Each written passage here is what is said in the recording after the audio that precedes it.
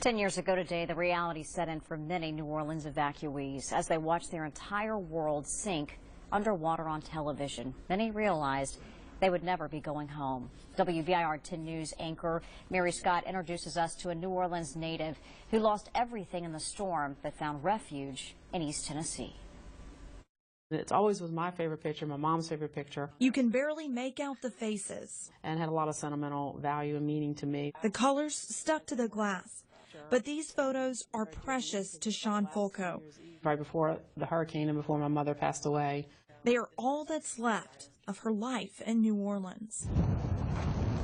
One of the levees has broken. 10 years ago, the radar images of Hurricane Katrina were enough to tell Shaun to take her 11-year-old son and get out of St. Bernard Parish, the place where she was born and raised, and never planned to leave. And so I told him, just throw a few things in a suitcase. We're just going to be gone a few days. So in my mind, I kept thinking, I'm probably okay, just like Hurricane Betsy, all is well. This scene is being replayed throughout the city. She could see the devastation in New Orleans, but didn't hear anything about her community, 7 miles away.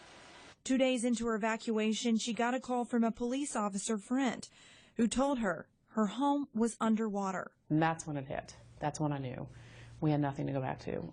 I said, okay, I'm 38 years old, and all that I own is in the car. You know, I have a couple of sets of clothes each, and I need to get my mind together here. What am I going to do? You know, obviously my business is gone, my home is gone. What do I do?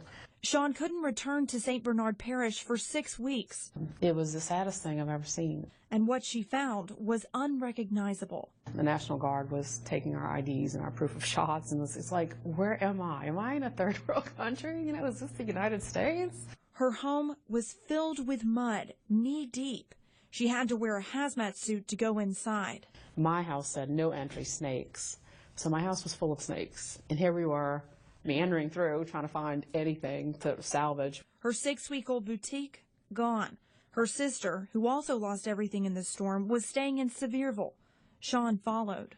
Came to visit her here in October of 2005 and said, I'm not leaving. This is where I want to be. I knew this was home for me. A few months later, they built a house here, and she settled into a job. I look at Katrina sometimes and I say, it was a blessing in disguise. I'm very happy that it led me here. I believe that myself and my son, we've had a much higher quality of life than we could have probably ever dreamed of. She doesn't have much left from those days, but New Orleans will always be a part of her, something Katrina could never take away. Mary Scott, WBIR-10 News.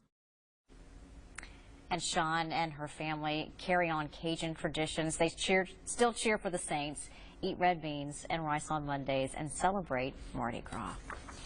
Well, still ahead in sports.